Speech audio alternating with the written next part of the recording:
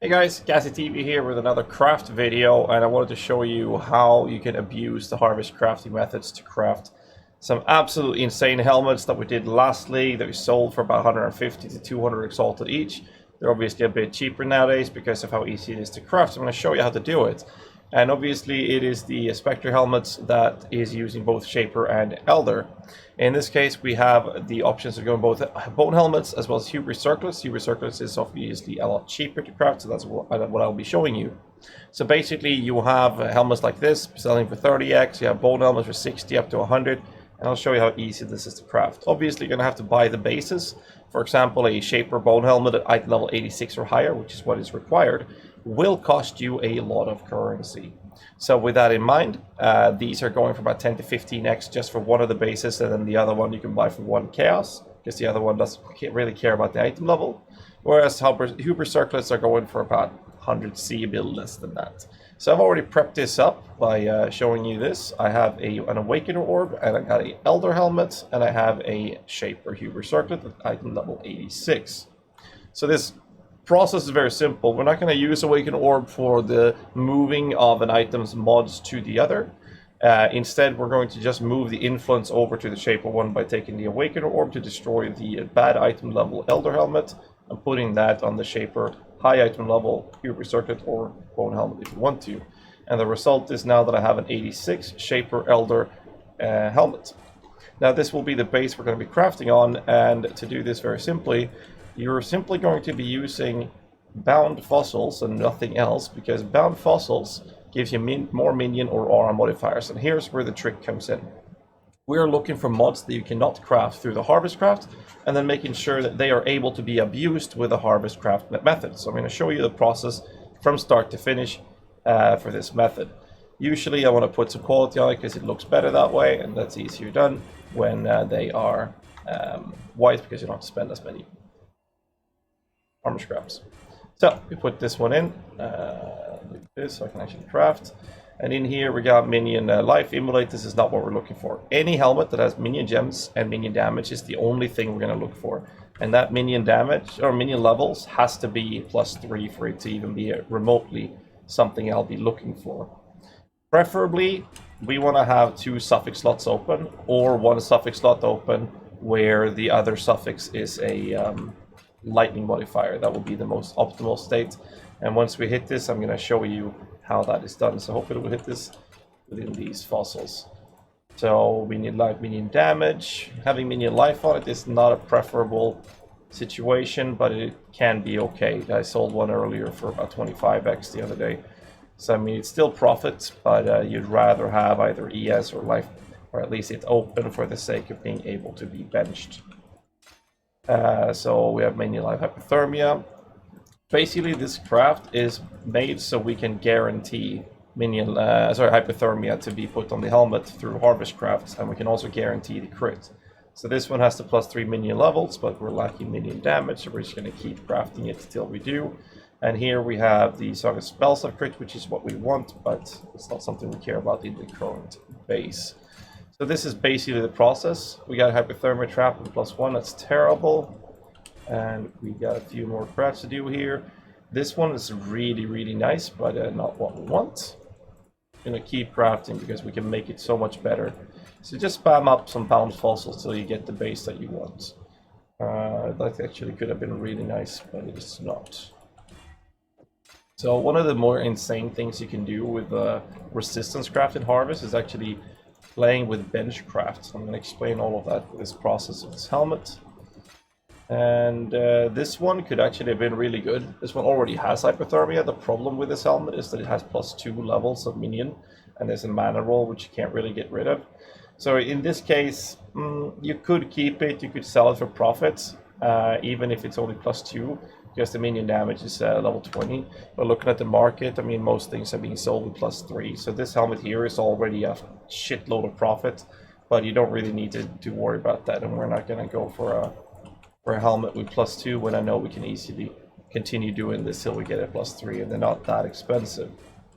So this is basically the entire process of creating the base. Just spamming bone helmets.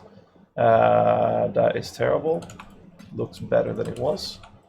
And moving on, and this is it. This is the helmet we're going to be crafting on. It's a level 16 minion damage, which is a bit of a shame, but it does have +3. It does have an open prefix, so this is the helmet we're going to work with. So first things first. As you can see, there's an open suffix and there's a fire rest roll. So what I would have to do is I would have to get the craft that would allow me to remove. I do believe that the stun and recovery is called, it doesn't have a stat. Okay, so in this case I cannot get rid of the stun and block recovery. So what I could do is I can try and null it if I want to, but we're not going to do that. So I need to remove the fire modifier. That's first step. The other step is to benchcraft a cold resistance roll like this, and then we're going to go to the harvest mechanic. We could also do remove suffix and add prefix piece to your craft to get rid of it. So there's a few ways to do it, but it's not a big deal in the end. So what we're going to do here, just to show you the process of it, we have a remove lightning. No, that's not it. It's a cold. So in this case, we're going to use a remove a random cold modifier and then add a new cold modifier. And if you're looking at the mods for helmets, I'm going to give you all the links to these, of course. The cold resistance is a cold modifier. And we have a shape. Oh, right, that's right. We have, I forgot about that one. It says add a cold damage to spells. Either way, the way you can do this is that you can fill out the prefix if you want to guarantee that the only outcome would be hypothermia. Or you can just keep spamming this tier 1 essence till you get hypothermia. You basically just change the cold res, which would either turn into a new cold res roll, hypothermia, or add a cold damage to spell. So you basically spam this craft till you get hypothermia. So that is one way of doing it. And I got augment with a new cold modifier. Actually, we'll start with that one, to be honest, because what we can do then is this. I can show you the easier way to do it, so I don't have to get rid of the prefix. Then I'll put the life craft on it, cheap and effective. Now we're blocking off the prefixes, and the only outcome from my craft will be cold or hypothermia. So we're going to go to this craft, and augment it with a new cold modifier, and the only thing that can happen would be... Oh, gee, I got scared there. That's my own helmet. There we go. It's the right one. Okay, so we're going to put this one. There's a suffix open. And as you can see here, we got cold res. A really, really bad cold res roll. Now, I'll do this craft to remove the cold res. And the result will be either a new cold res roll or the hypothermia.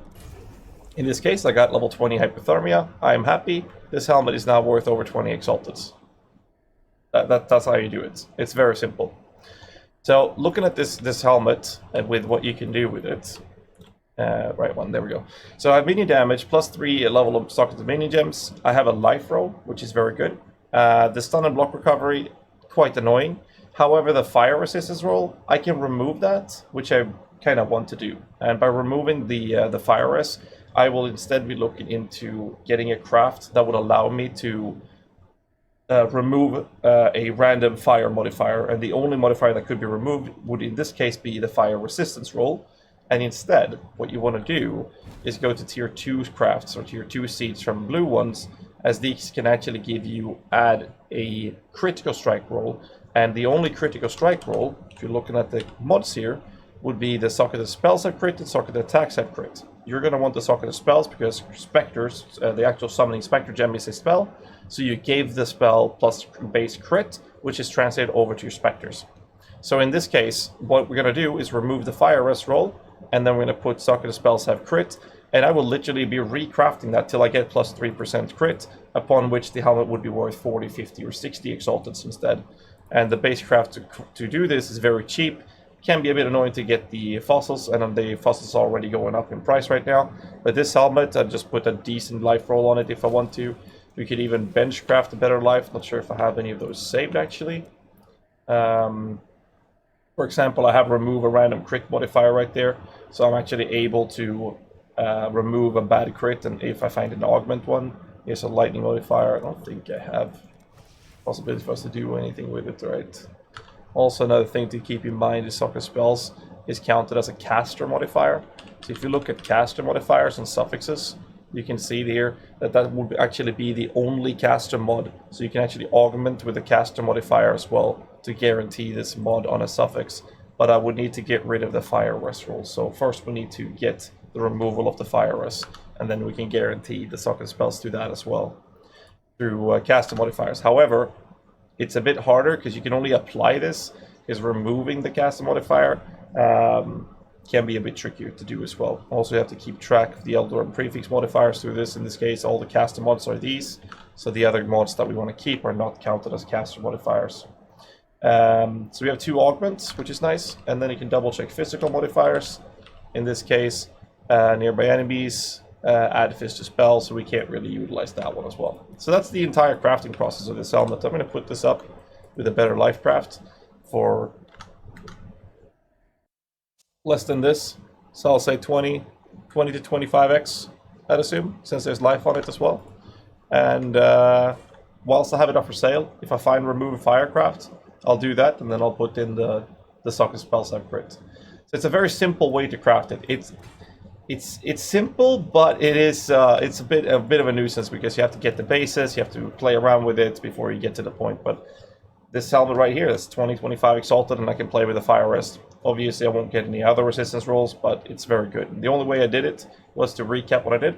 I took an awakener orb on a very bad base elder, because I just want the influence, onto the base I want to craft with, which has to be 86 or higher in item level, because that's the only way you can get 3 levels of socket and minion gems, which PvDB mods page will show you, which will link to the descriptions below. And once you've done that on the base you want, which could be a Hubris Circlet or a Bone Helmet for the most profit, or something you want to use perhaps, if you're going for a more life base, you might want to use another base, doesn't really matter. And then you'll have a Shaper Elder base. You go to your fossils, and you use Bound Fossils in a 1-socket resonator. There is a way to craft this even better, and that is to use Glyphic Essences, which is giving you 1/4 of a chance to get the socket gems have 30% more elemental damage, which will be a lot harder to hit, but that will be the only way to get the even better helmet than this. And the important part is looking at which mods you can play with the harvest modifier. So elemental specific you can always remove, and that's very easy to do. You want to have at least 1 suffix open, and if you have 1 suffix open and another one that you know you can remove, so in my case the stun and block recovery, I couldn't really remove that reliably, but the fire rest we can remove, and the one was open, so I put a benchcraft on the prefix to block it to add the cold modifier, which guaranteed cold rest or hypothermia.